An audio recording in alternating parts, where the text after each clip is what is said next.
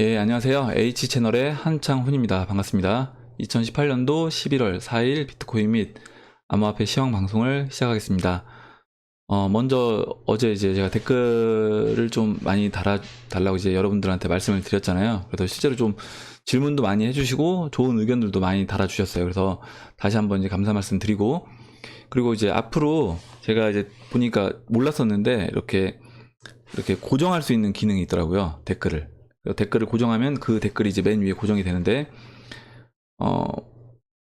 죄송합니다. 좀 같이 다 여러분들이 보셨으면 하는 댓글들은 제가 이렇게 고정을 해서 여러분들이 다른 댓글들은 다 안 읽어보신다고 하더라도 맨 위에 있는 댓글은 꼭 한번 읽어보시면, 고정된 댓글은 읽어보시면 좋겠습니다. 예, 그럼 이제 댓글에 대한 질문들에 대한 답변하고, 그리고 이제 같이 의견을 공유했으면 좋을 댓글들 보는 순서부터 진행을 해볼게요. 먼저 필최님이 일단 질문을 해주셨고, 제가 일단 이 질문을 어제 이렇게 고정을 한번 해봤어요. 그리고 이렇게 이런 식으로 앞으로는 할 거고, 맨 위에 고정된 댓글은 같이 보시면 좋겠다 이렇게 말씀드리겠습니다. 일단 처음에는 이제 그냥 인사말을 쓰셨고, 예, 감사하다고. 이제 또 질문이 있으시다고 하셨는데, 뭐냐면 이제 그 암호화폐 ETF에 대한 질문이 있으시대요. 많은 사람들이 ETF가 이제 승인될 것이라고 믿고 있지만, 또 몇몇 사람들은 많은 사람들은 또 믿는다. 뭘 믿냐면 SEC가 ETF를 이제 거절할 것이라고 믿는데요. 왜냐면 암호화폐 같은 경우는 약간 뭐라 해야 되죠? 아마 그러니까 성숙되지 않았고, 그다음에 변동성이 크기 때문에 이거를 그 SEC가 거절할 것이라고 이제 믿는 사람들도 있다. 그래서 ETF를 동의할 것 같아요. 그러니까 ETF를 동의했을 때 BTC 가격은 이제 증가할 것이라고 많은 사람들이 보는데, 네 생각은 어떠냐? 일단 이렇게 물어보셨고, 그리고 ETF가 질문은 그거네요. 일단 ETF가 승인될 것이라고 보느냐, 그리고 ETF가 승인이 된다라고 하면 언제쯤 승인될 것이라고 보느냐, 그리고 이제 ETF가 BTC 가격을 끌어올릴 거라고 보느냐, 이제 이렇게 질문을 요약해 보면 이렇게 될 것 같아요. 그러면 일단 ETF는 승인이 될 것인가? 예, 저는 이거는 이제 시간이 문제지 승인이 될 거라고 보고 있습니다. 언젠가는. 그러니까 뭐 올해 말 일단 12월 달에 그 ETF 승인이 좀 유력하다는 이제 기사들이 많잖아요. 예, 그때쯤이면 승인이 될 거로 보고 있는데, 만약에 그때 ETF가 거절이 된다고 하더라도 저는 이거를 계속 미룰 수는 없는 거다. 이렇게 보고 있습니다. 그래서 일단 기관들이 들어오기 시작하면 유동성은 충분히 더 확보가 될 거예요. 유동성은 충분히 더 확보가 되고, 그 SEC에서 이제 거절했던 이유들 중에 하나가 뭐 유동성 확보 문제라든가 어떤 가격 변동성 이런 것들인데, 이런 부분에서 어느 정도 이제 해소가 될 것이기 때문에 팩트 거래소가 생기면서 저는 ETF도 맞춰서 이제 승인이 될 거다 이렇게 보고 있습니다. 그래서 뭐 빠르면 올해 말, 그리고 늦어도 내년 상반기 안에는 저는 ETF는 승인되지 않을까 이렇게 생각하고 있어요. 그리고 이제 ETF가 승인이 되면 BTC 가격을 이제 끌어올릴 수 있느냐 이렇게 물어보셨어요. 예, 저는 이제 끌어올릴 수 있다고 보고 있습니다. 왜 그렇게 보냐면, 일단 ETF는 여러분들 보시면, 일단 네이버에 있는 ETF에서 이렇게 펀드들 쭉 해놨어요. 그러니까 상장 지수 펀드예요, ETF는. 그러니까 여러분들 혹시 뭐 코덱스 200이라고 들어보셨나요? 코덱스 200, 뭐 타이거 200 이런 것도 있고, 코덱스 같은 경우는 이제 삼성증권에서 코스피 상위 1위부터 200위까지 기업들을 묶어놓고 판매하는 겁니다. 그가 지수 연동인 거죠. 그리고 뭐 타이거는 아마 미래에셋 증권으로 알고 있어요. 그렇게 각 증권사별로 이렇게 여러 가지 상품들을 구성을 합니다. 보시면 뭐 이렇게 동부 ETF 트레이딩 증권, 이거는 뭐냐면 주식 혼합 파생하고 이제 묶은 거예요. 그래서 뭐 절대 수익 추구형이다, 시장 중립이기 때문에 얘네들은 보시면 지금 이 뭐 펀드를 제가 홍보하려는 목적은 아니고 그냥 설명을 드리기 위해서 보여드리는 거예요. 그러면 이 펀드 같은 경우는 지금 수익률이 주식시장이 빠졌잖아요. 빠졌는데 제자리인 거예요. 다른 애들은 이제 보시면 수익률이 이렇게 다 제각각이긴 한데 거의 다 대부분 마이너스죠. 마이너스인 이유는 뭐냐면 거의 대부분 ETF 같은 경우는 소수 몇 개를 제외하면 거의 이제 주식시장에 있는 뭐 소형주를 묶어서 펀드를 구성한다거나 아니면 어떤 섹터별로 뭐 자동차 섹터 아니면 뭐 IT 섹터 뭐 디스플레이 섹터 이렇게 섹터별로 묶어서 ETF를 만든다거나 아니면 상위 뭐 50개 상위 뭐 200개 이런 식으로 묶어서 그 펀드를 만듭니다. 그래서 결국에 그 펀드를 만들었다는 얘기는 뭐냐면 그 펀드를 만들고 상품이 출시가 되면 거기로 이제 돈이 들어오게 되면 그것만큼 그 펀드에서는 각 코인들을 이제 사게 되겠죠. 만약에 상위 52 코인들을 묶어놓은 예를 들어서 뭐 크립토커런시 50 상품이 있다. 어떤 증권사에서 발행한 그러면 그 상품에 대해서 1위부터 50위까지 그 기간에 정해진 순위로 해서 그 섹터 안에 그 순위 안에 있는 코인들을 돈이 들어오면 펀드로 돈이 들어오면 들어온 만큼 그냥 사는 겁니다. 그렇기 때문에 당연히 그러면 이제 매수 여력이 생기겠죠. 대중들도 참여도 쉬워지고. 그래서 저는 이제 ETF가 출시가 되면 암호화폐 시장에서는 일단 대중들의 참여가 용이해지면서 상승을 좀 더 이제 끌어올리는 그런 역할을 할 것이다 이렇게 보고 있습니다.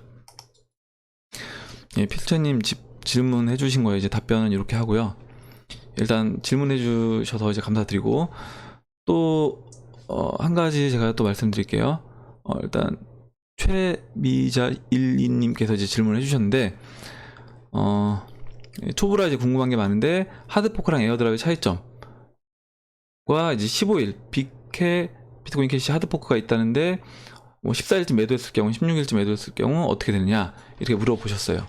일단 뭐 이거 하드포크 에어드랍 차이점을 아시는 분들은 많이 계실 건데 혹시 이제 또 초보자분들도 제 방송 보시는 분이 있으니까 제가 간단하게 짧게 설명을 드릴게요. 일단 하드포크는 그러니까 쉽게 설명드리면 이렇게 보시면 될 것 같아요. 그러니까 뭔가를 비트코인 같은 경우 예를 들어 볼게요. 작년에 비트코인을 어떤 세력은 비트코인을 이제 업그레이드 시키고 싶은 거예요. 이렇게 비트코인 캐시로 그래서 업그레이드 시키고 싶은 거고 어떤 세력은 지금 시스템도 충분하다 이렇게 생각하는 세력이 있겠죠. 그래서 그 비트코인을 이제 복사를 해서 업그레이드 시킨 세력이 떨어져 나갑니다. 그래서 이제 그 생태계를 만들어내는 거죠. 그게 이제 비트코인 캐시라고 보시면 되는 거예요. 그래서 그럼 9버전과 신버전이 있겠죠. 그럼 9버전과 신버전이고 그 9버전은 비트코인이 되고 뭐 신버전은 비트코인 캐시가 된다. 이렇게 이제 보시면 되겠습니다. 이더리움 같은 경우도 이제 이더리움 같은 경우는 이더리움 클래식하고 이더리움이 있는데 이건 이제 이더리움 같은 경우 약간 특이한 경우로 해킹 사건 때문에 이제 이더리움 클래식을 버리고 다시 이더리움으로 만든 그런 경우가 되겠어요.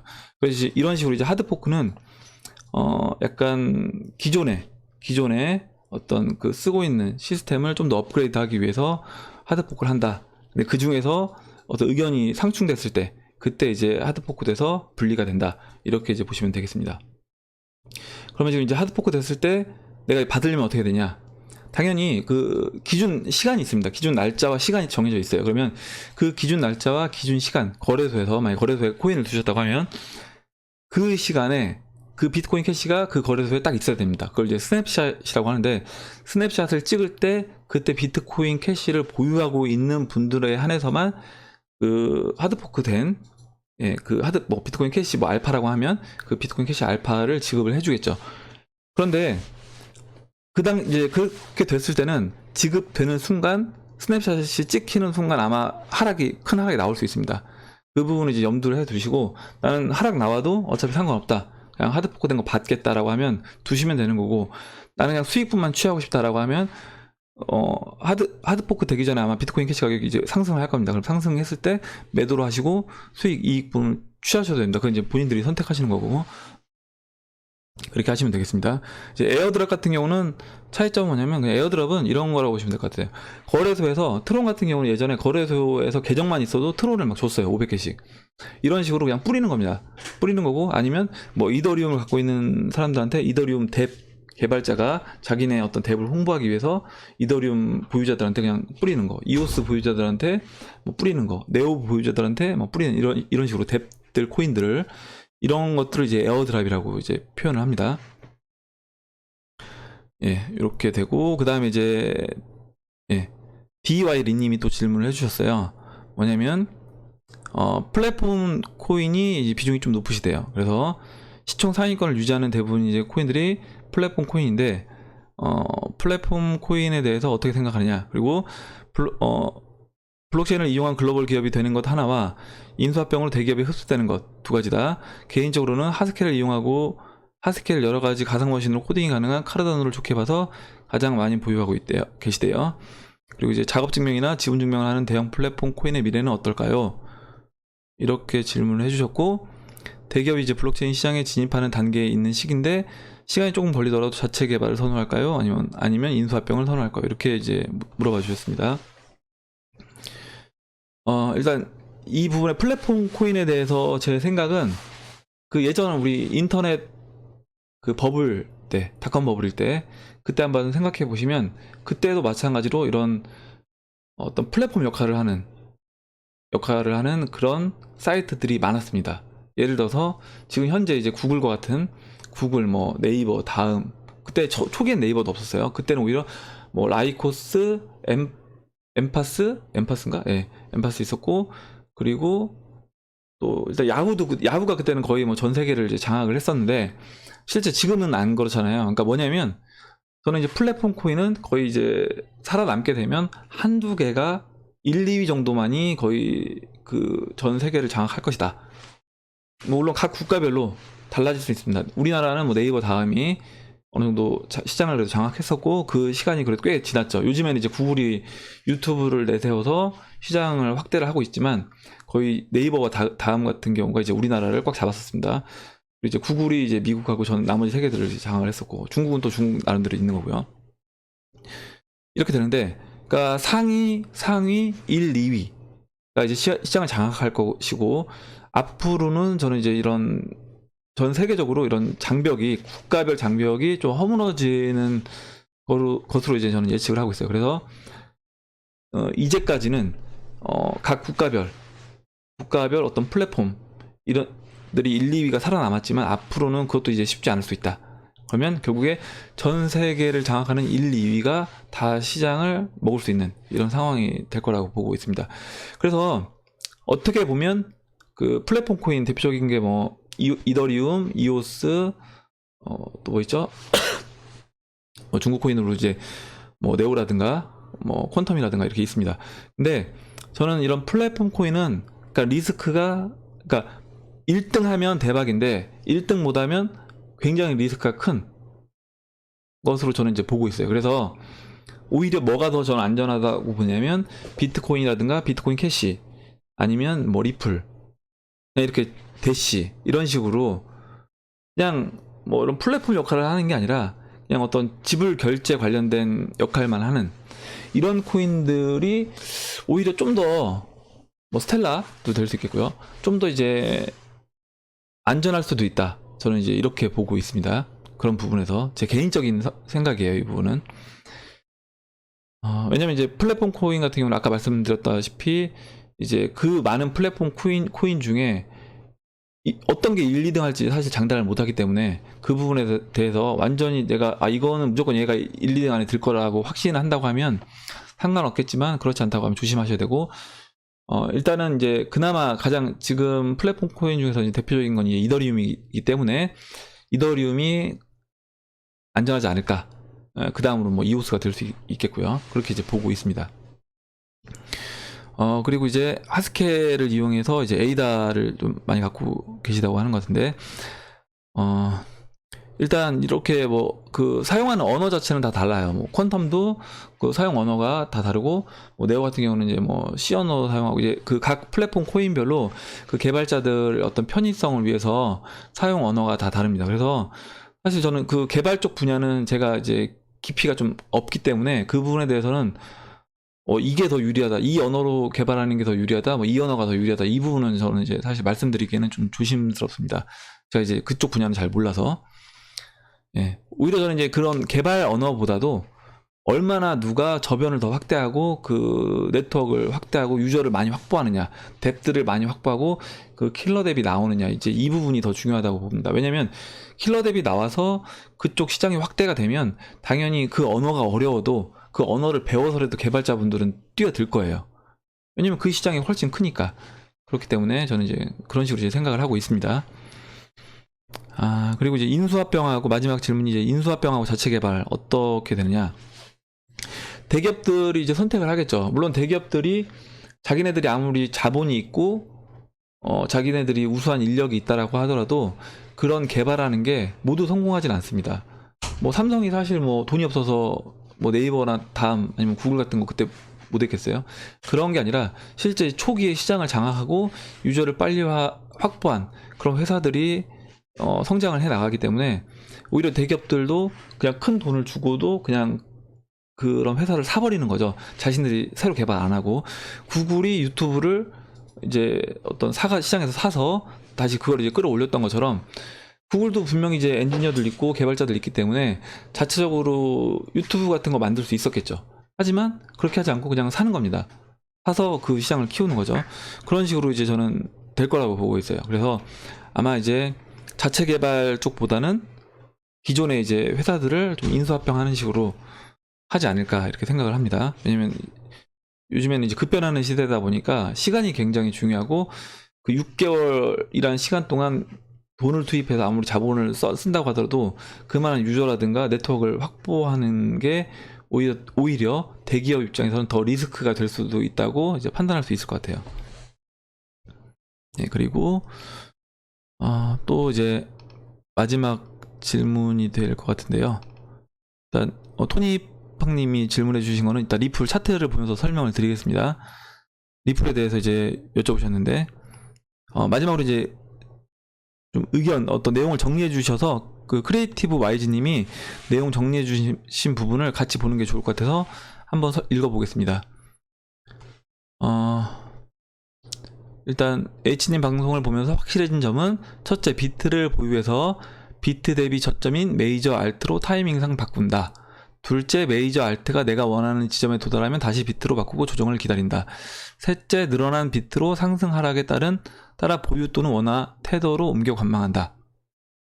이런 패턴이라고 이제 얘기를 해주셨어요. 그러니까 이 부분을 제가 좀 더 정리를 해보면 일단은 시장에서 비트를 보유해서 비트가 상승하고 상승한 후에 그러니까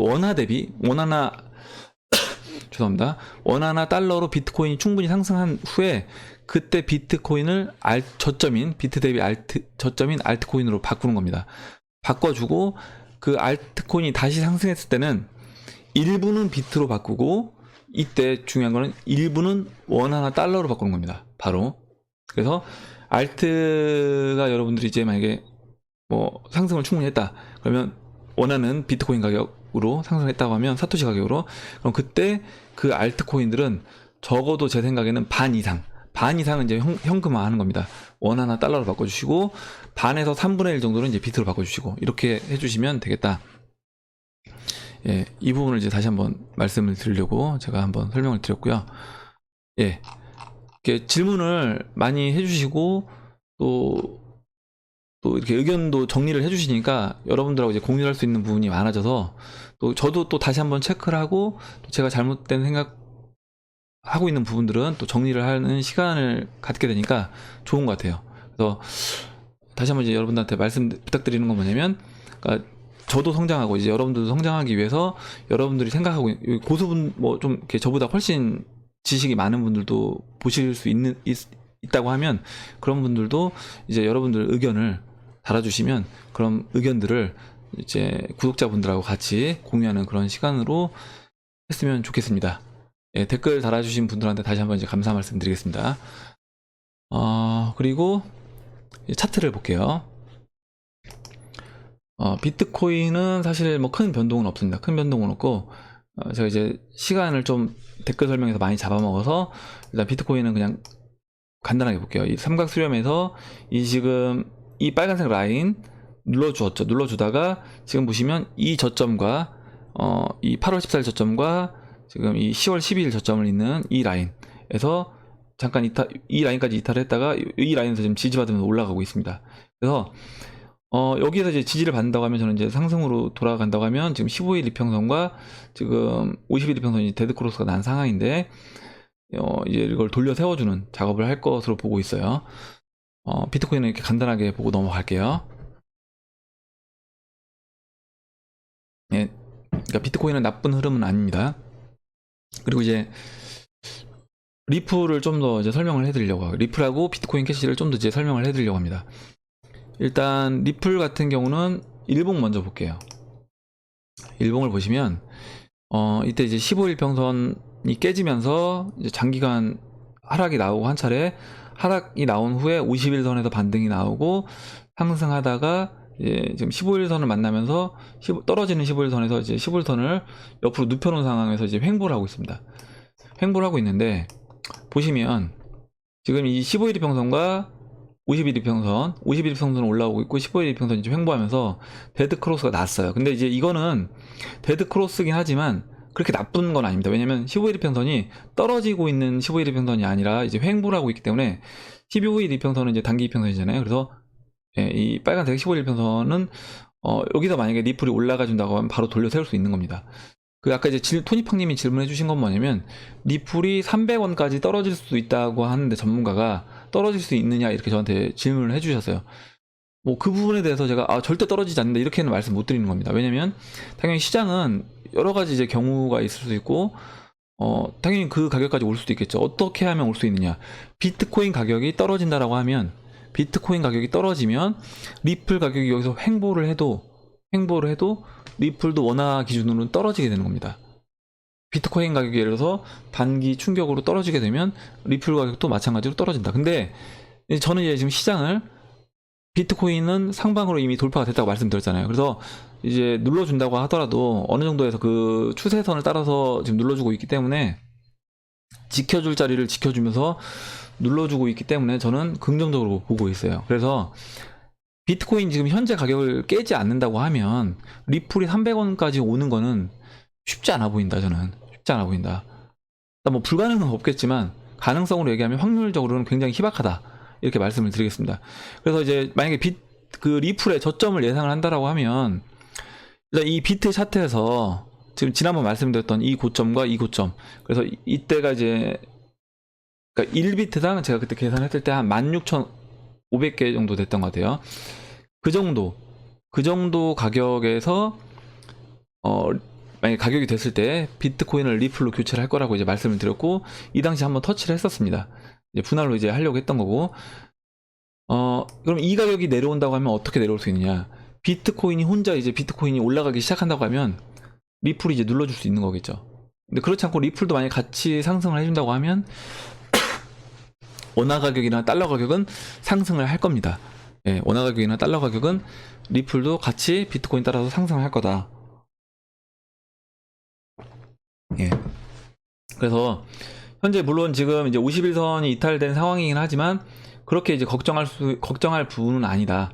예. 걱정할 부분은 아니다. 일단 지금 15일 이평선 위에 일단 리플은 있는 상태입니다. 그래서 그리고 이제 밑에 보시면 이제 200일 이평선도 있는 상태고요. 지금 아마 리플이 이렇게 횡보하는 이유는, 이제 제가 봤을 때는 개인적으로는 이 지금 200일 이평선과 이 120일 이평선이 보시면 120일 이평선이 밑에 있어요. 그래서 이 120일 이평선을 이제 이 200일 이평선과 비트코인과 마찬가지로 간격을 좁히는 그 시간을 확보하기 위해서 지금 옆으로 횡보하고 있다, 이렇게 보시면 될 것 같습니다. 일단 리플은 이렇게 설명드리고 비트코인 캐시를 설명을 드릴게요. 비트코인 캐시는 지금 제가 이제 저는 이제 이때 교체를 다 했었죠. 이때 교체하고 이때 교체하고 이제 이때 교체했습니다.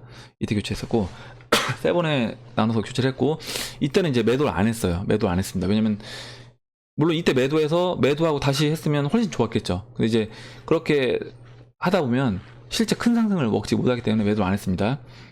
지금도 그럼 어떠냐? 지금도 이제 매도할 생각은 없어요. 그럼 언제 매도할 거냐? 적어도 지금 이제 0.07이에요. 0.07인데 0.2 그러면 0.2 고점이라고 하면 비트코인 캐시가 이 정도. 왜냐면 이 정도 이제 비트코인 캐시가 이제 슈팅이 나올 때는 0.2 라인은 이렇게 넘어졌다는 거예요. 물론 요때 이제 올해 5월 달엔 넘지 못했어요. 넘지 못했기 때문에 어떻게 보면 상승장으로 못 간 겁니다. 0.2 라인을 터치해 주거나 넘어가 주면 저는 이때는 이제 상승장으로 간다라고 보고 있고, 그럼 이제 0.2부터 분할로 이제 교체를 하면 되는 겁니다. 0.2, 뭐 0.22, 0.25, 뭐 0.30 이런 식으로 이제 분할로 교체를 해주면 되겠다.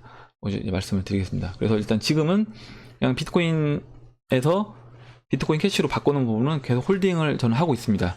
하고 있고, 일단 제가 보는 시각을 간단하게 이제 설명을 드릴게요. 일단 비트코인 캐시가 이렇게 삼각 수렴을 하고, 좀 이거 지워볼게요. 이제 여러분 헷갈리실 것 같아서. 잠깐만요. 네, 이거 지워볼게요. 차트를 지우고 설명을 드리겠습니다. 보시면 비트코인 캐시가 예, 이렇게 이제 삼각 수렴하고 돌파를 했습니다. 돌파를 한 차례 돌파하고 눌러줬죠. 추세를 이 빨간색 라인을 이탈하지 않았습니다. 상방으로 돌파하고 눌러주고 다시 한번 돌파하고 눌러준 겁니다. 지금 눌러주고 또 지지부진하다가 또 지금 이제 올라갔어요. 또 돌파를 했죠. 돌파를 했습니다. 지금 세 번째입니다. 세 번째 거래량이 지금 이때 실렸고, 그리고 이번에 또 거래량이 실렸습니다. 보시고, 그럼 이제 이거를 저는 언제랑 비슷하게 보느냐라고 하면 이거 지워볼게요. 지금 이때 있잖아요. 이때 비트코인 캐시가 보시면 이때 언제냐면 작년 이제 11월달, 10월달, 작년 10월달에 이렇게 비트코인 캐시가 눌러줬어요. 눌러주다가 위로 돌파가 됩니다. 돌파되고 또 눌러줍니다. 그리고 또 한번 슈팅이 나오죠. 슈팅이 나오고 또 눌러주죠. 세 차례 돌파하고 눌러준 다음에 그 다음에 이제 갔어요. 이게 이제 시간적으로는 11월 9일이에요. 그러니까 본격적으로 이제 상승은 사실 이때부터 나왔다고 보면 돼요. 그러니까 11월 초부터 비트코인 캐시는 이제 올라가기 시작했습니다. 올라가기 시작해서 언제까지 상승을 했냐면, 예, 빼빼로데이까지. 그때 이제 일요일날이었나? 일요일날 그때 마지막 슈팅이 나왔던 것 같은데, 그러니까 주말에 작년 그 11월 11일 12일날 슈팅이 나왔습니다. 이렇게 슈팅이 나왔죠. 이때 이제 막 빗썸에서는 서버가 다운되고 원화로는 300만원까지 찍었었어요. 근데 이제 지금 보시면 한 차례, 두 차례 상승하고 다시 올라가고 세 차례 상승해서 다시 횡보한 다음에 올라갔죠. 그럼 지금 타이밍도 저는 이제 비슷하다고 보는 거예요. 뭐냐면 한 차례 눌러주고 두 차례 눌러주고 세 차례 올라간 다음에 여기서 또 지금 이제 121선 내려오고 있으니까 물론 여기서 눌러줄 수 있습니다. 눌러줄 수 있는데 또 지금 11월 15일날 하드포크가 이제 돼 있잖아요. 예정돼 있잖아요. 그래서 충분히 이제 여러 정황상 비트코인 캐시가 한 번 더 이렇게 슈팅이 나올 수 있는 그런 타이밍은 됐다. 그리고 이제 비트메인이 IPO하고 그 신형 채굴기 팔아 먹어야 되잖아요. 근데 지금 이 가격에서는 안 팔립니다. 신형 채굴기가. 그래서 비트코인 캐시를 그 채굴기를 원활하게 판매를 하기 위해서라도 한번 이제 슈팅을 시킬 타이밍이 됐다. 이렇게 이제 말씀을 드리겠습니다. 그래서 물론 여기서 횡보하고 또 눌러줄 수도 있어요. 눌러줄 수 있는데 뭐 전 눌러주더라도 때가 되면 갈 거다. 그리고 지금 이 가격은 제가 이제 말씀드리지만 이거예요. 그러니까 비트코인이 먼저 가느냐, 그러니까 비트코인 캐시가 비트코인 상승하기 전에 한번 먼저 가느냐, 아니면 비트코인이 먼저 올라간 다음에 그 다음 비트코인 캐시가 가느냐, 이 순서 차이인 거지. 비트코인 캐시가 이 가격은 사실 가격적으로는 매력이 있는 가격이라는 거예요. 그러니까 이 가격대에서 하면 언젠가 0.2 라인까지는 올 거라는 거죠. 그럼 상승장에 오면 0.2 라인에 비트코인으로 바꿔주면 되는 거예요. 그래서 물론 이제 비트코인 올라가기 전에 먼저 한번 이 이익을 취해주면 곱셈의 법칙에 의해서 예를 들어 비트코인 캐시로 5배를 먹고 그 다음에 비트코인이 10배 원화로 상승한다고 하면 5 곱하기 10이니까 50배를 먹는 겁니다. 그래서 그런 곱하기로 인해서 수익률을 극대화할 수 있는 이거는 못한다고 이 기회는 놓쳐도 그래도 이 가격은 비트코인 캐시 가격에서는 비싼 가격은 아니다. 여기서 또 맞고 떨어져도 그냥 홀딩하고 계시면 시간이 지나 비트코인이 먼저 상승하더라도 충분히 다시 한번 상승할 타이밍이 올 거다. 그래서 원하는 가격에 비트코인으로 교체할 수 있는 타이밍은 온다. 이렇게 이제 보시면 되겠습니다. 네, 비트코인 캐시 이제 여기까지 설명을 하고 끝낼게요. 끝내고 마지막으로 제가 한 가지 여러분들한테 이제 말씀을 드리려고 하는 게 뭐냐면, 오늘 시간이 좀 길어지긴 했는데, 예, 이 부분을 간단하게 이제 설명을 드리고 나중에 또 시간이 좀 더 확보가 됐을 때 그때 다시 이제 설명을 드릴게요. 일단은 이 부분의 개념이 이제 약간 여러분들이 제가 생각하고 있는 거랑 여러분들이 생각하고 있는 거랑 좀 차이가 있는 것 같아서, 물론 이렇게 저처럼 생각하고 계신 분들도 있겠지만 아닌 분들도 있을 수 있어서 그 부분을 한번 설명을 드리겠습니다. 뭐냐면 이런 거예요. 그러니까 비트코인 가격이 지금 이제 제가 설명을 드려볼게요. 네. 지금 비트코인 가격이 700만 원이라고 가정을 할게요. 비트코인 가격이 700만 원이다 라고 이제 가정을 했을 때 뭐냐면요, 이거예요 여러분들. 지금 어떻게 되냐면 비트코인 가격이 이렇게 됩니다. 여기 보시면 제가 차트, 죄송합니다, 차트를 보여드릴게요. 이 차트는 제가 워낙 많이 보여드려서 이제 여러분들도 아실 거예요.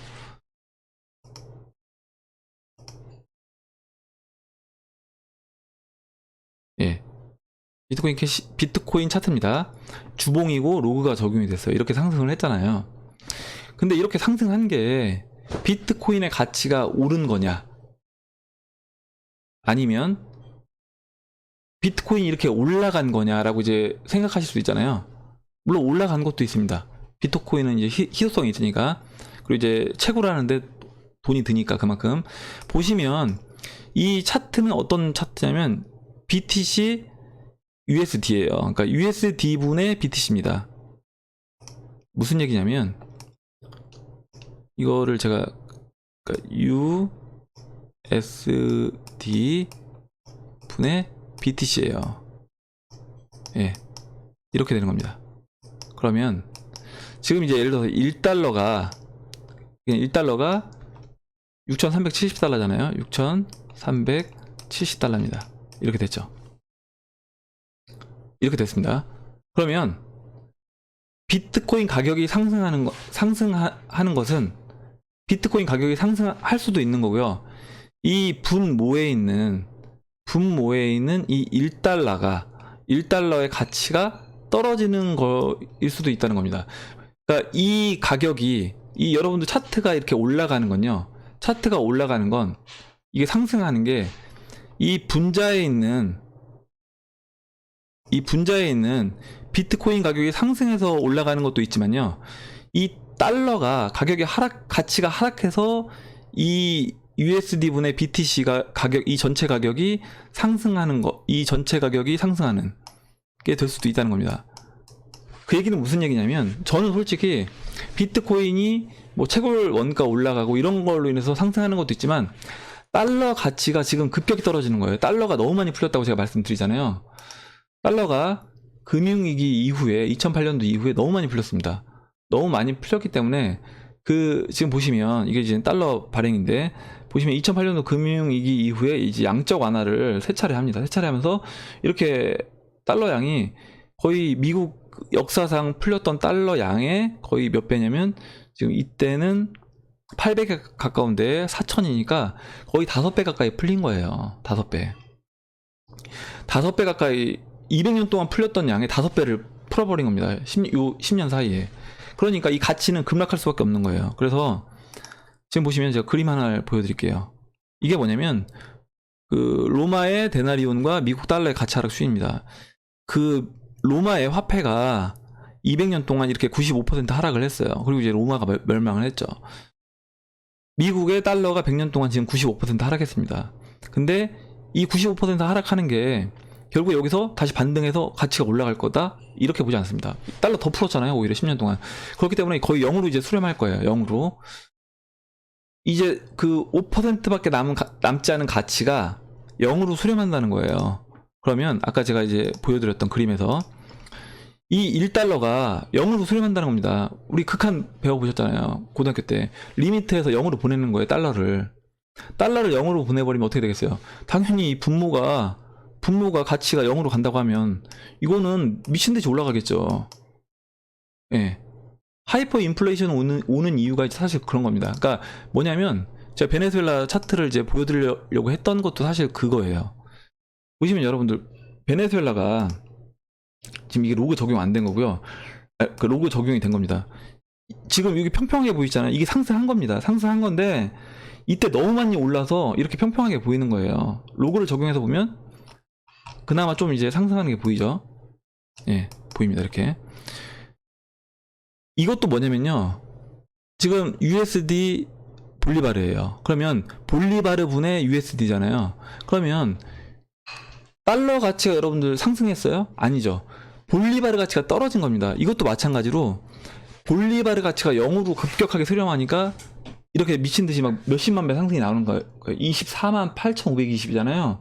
여기 위치는 지금 10인데 거의 이제 2만 배 2만 4천 배가 상승한 거죠. 달러 가치가. 그러니까 달러 가치가 상승한 게 아니라 볼리바르 가치, 분모에 있는 볼리바르 가치가 2만 4천분의 1 토막이 났다. 이렇게 이해를 하셔야 된다는 겁니다. 그러면 마찬가지로 지금 앞으로 저는 이제 비트코인이 올라간다고 보는 것도 이 차트가 올라가는 게 비트코인이 그만큼 막 메리트가 있어서 올라가 이게 아니라 이 달러 가치가 0으로 급격하게 수렴하고 거기 이제 비트코인은 채굴 단가가 있고 반감기가 있기 때문에 거기에 이제 비트코인 가치가 상승하면서 이런 우상향하는 이런 그래프가 그려지는 거다. 이렇게 이제 말씀을 드리겠습니다. 오늘은 좀 시간이 길어져서 뉴스는 생략을 하고 여기까지 하도록 하겠습니다. 오늘 이제 댓글 달아주신 분들 다시 한번 감사 말씀 드리고 여러분들 이제 여러 가지 의견들 그리고 제 의견에 이제 반대하는 의견 저는 그렇게 안 본다 하시는 분들도 상관없으니까 의견들을 많이 달아주시면 제가 그 부분에서 만약 제가 잘못 생각하는 부분이 있으면 저도 이제 생각을 고치고요. 그리고 또 저도 뭐 자료를 또 찾아보는 시간이 될 수도 있을 거고 여러분들이 궁금하신 거 있으면 질문해 주시면 제 생각을 이제 여러분들한테 전달하는 그런 시간을 갖도록 하겠습니다. 예, 그럼 이상으로 2018년도 11월 4일 비트코인 및 암호화폐 시황 방송을 마치도록 하겠습니다. 도움이 되셨다면 좋아요와 구독 버튼 그리고 알림종 버튼을 눌러주세요. 감사합니다.